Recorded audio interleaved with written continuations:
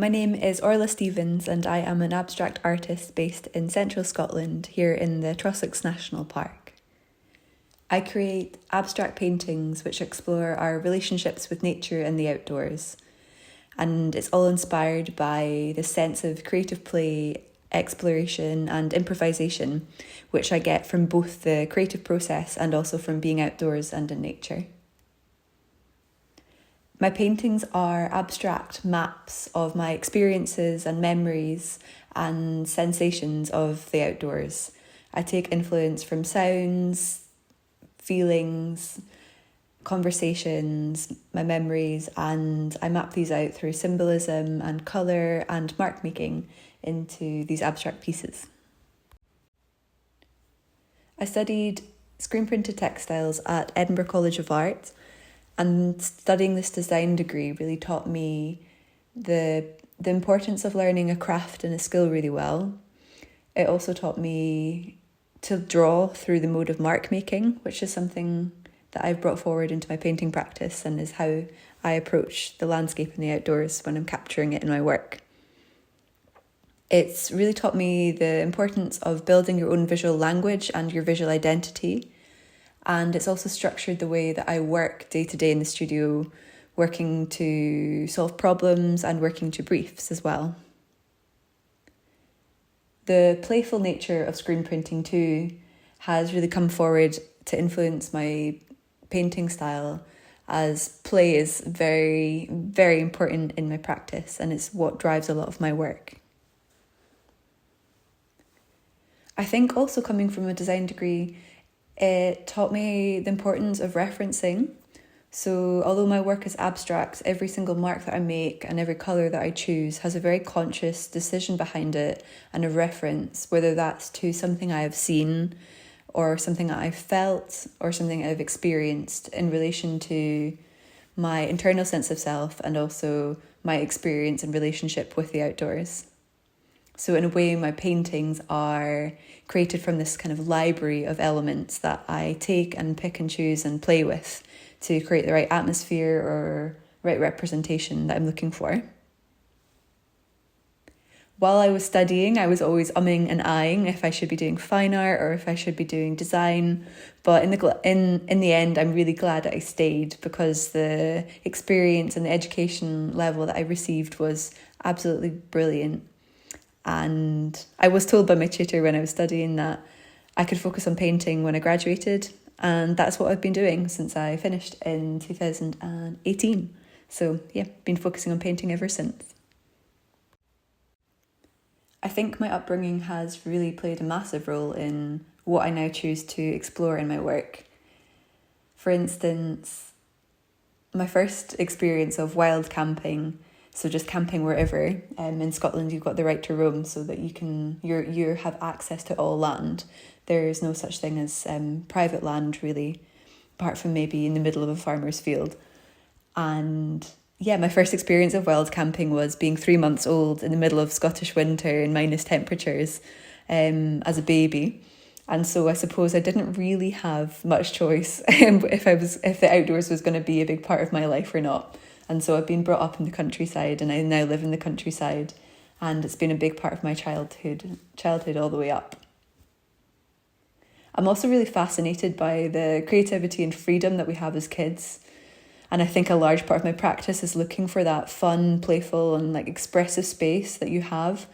As a child, you can tap into that flow state and that perfectionist-free, non-judgmental space. And that's what I'm looking to bring into my work, that kind of celebration of the wonky, the imperfect, and yeah, that judgment-free space. I was also brought up playing a lot of folk music. I play the fiddle, so I play traditional Scottish music, and that was a really big part of my childhood. I was always running around here, there and everywhere, playing with my friends, and that has in turn played a really big role in my painting practice.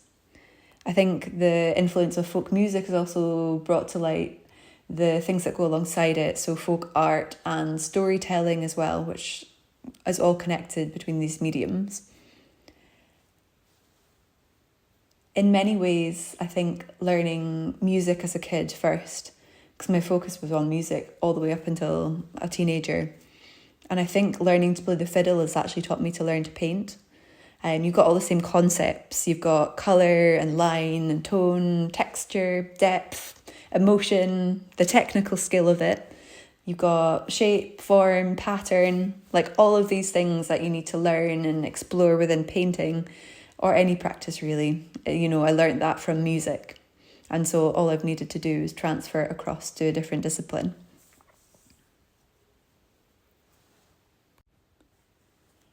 I take influence from lots of different areas. I take influence from designers and illustrators, craft practitioners and makers. But I suppose I learned to paint, I got really obsessed with abstract expressionism. But I also love folk art and packaging design, cave paintings. So my paintings are a big reference and inspiration from all of these things. It's a big jumble, really. But if I had to pick out some names, people that have been inspiring me recently, I love the colour work of Barbara Ray. I'm going to apologise up ahead if I butcher any of these names. But Barbara Ray is a brilliant Scottish painter. Betsy Walton. There's Zbigniew Makowski, who makes the most incredible symbolic work. It's so inspiring. There's Etel Adnan, Helen Frankenthaler, David Shillinglaw, but I've got a list a mile long of people that I look up to for so many different reasons. I've just launched a solo show called Playground. So right now I'm spending time just taking stock of all this new work. It's been a very intense period painting solidly for the last couple of months, working up to it. So right now I'm spending relaxed time quietly painting in the studio behind the scenes just for myself, and I'm letting my ideas percolate and settle, filter down, and letting myself reflect really. I'm also spending time learning lots about symbolism and how I can continue to explore this in my work. My show Playground explores our connections to the natural world, both our internal and external connections, how nature impacts on our emotional state and also how we impact on the place itself. So I suppose I'm just continuing to explore these ideas that have been sparked since I've seen it up with some distance in a nice, lovely gallery space.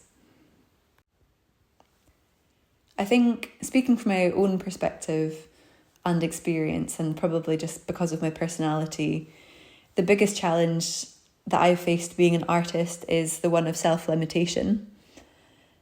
I think outside of the challenges that come along with working professionally, working against the starving artist myth, all of that kind of stuff, has been trying to cut through the biggest challenge of standing in my own way, and just firstly allowing myself to make the work that I want and need to create, which I really feel like I'm breaking through now. It's taken a couple of years, but I really feel like I am breaking down some barriers in my own head and allowing myself to explore my work in avenues that I've always really, really wanted to, but for some reason have refrained from.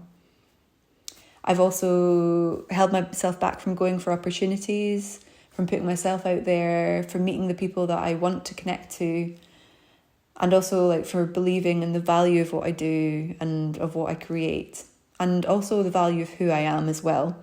I think that held me back for many, many years. And I don't know if it's life experience, just time on the earth, trying. I don't know.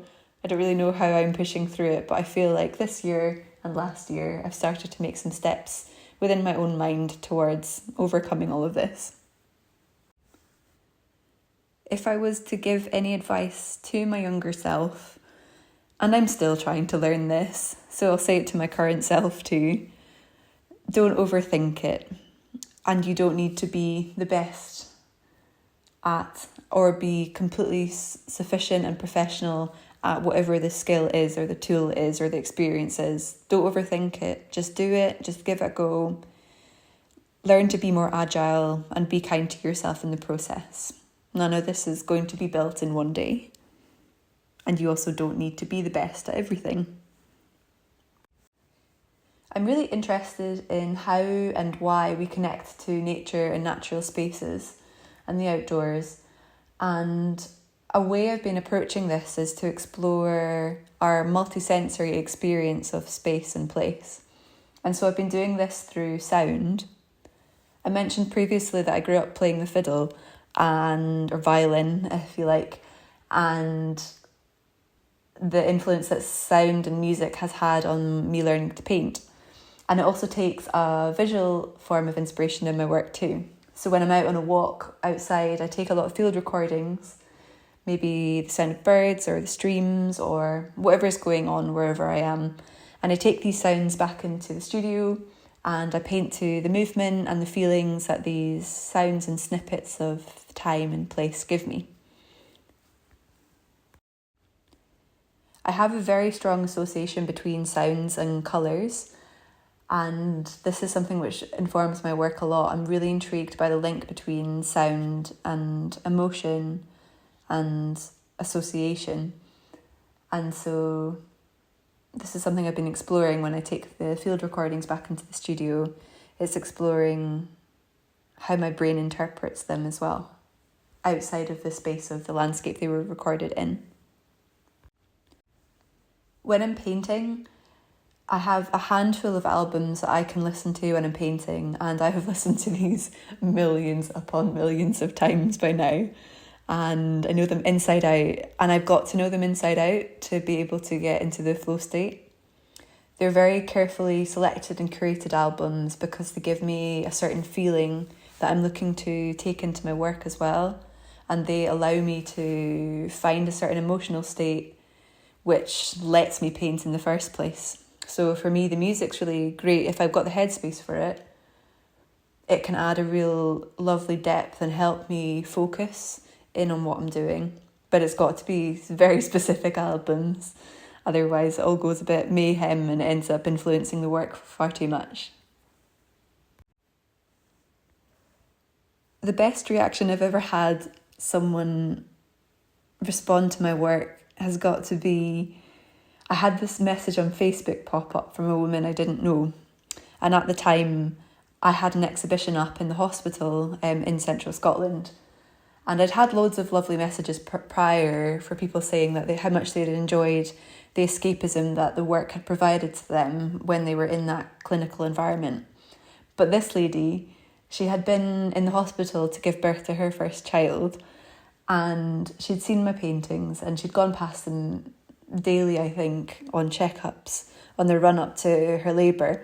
And she messaged me once she'd given birth to say that her and her partner had decided to name their child after me because of the paintings that gave them solace in the process of pregnancy, which has just got to be the best honour I think anybody can be given, especially not even knowing me, just seeing my work and connecting it to the name, I think is absolutely lovely. I hope that my work inspires other people to look at nature in closer and more detailed ways, and to encourage them to connect to the outdoors and nature themselves and get outside. I think this is really important to me, that my artwork is not only beautiful and brings people that moment of peace and joy and fun and playfulness that I hope it does when they see it, if they've purchased it or if they've experienced it outside in a public space. I really hope that it brings that light and positivity and energy for the world and the space to think, whilst encouraging people to think about their own connection to nature. If you'd like to find a bit more about me, I write quite frequently in my blog, which you'll find under the field notes section on my website, which is www.orlastevens.com, Orla spelled O-R-L-A, and Stevens with a V. I've also just started a YouTube channel simply called my name, Orla Stevens, which I am in the very, very, very early stages of, but I'm going to put it out there because I'm doing it, I'm committing to it, and I'm very excited, if somewhat terrified about it. But yeah, go and give me a follow along there if you want to see what I'm up to. I've also got regular updates going out via my newsletter, which you can find through my website, and my Instagram, which is what I keep most updated, which is simply, again, at my name, Orla Stevens. My solo show, which I mentioned previously, is running at the Tolbooth Gallery in Stirling, and it's running until the 17th of June 2023. So if you are visiting Central Scotland, do pop in and take a look. It's right by the castle, it's a gorgeous art space, and the venue is just absolutely lovely, worth coming to in itself, never mind the exhibition that's on. And I've also got the show digitally put on my website, which you'll find under Tolbooth.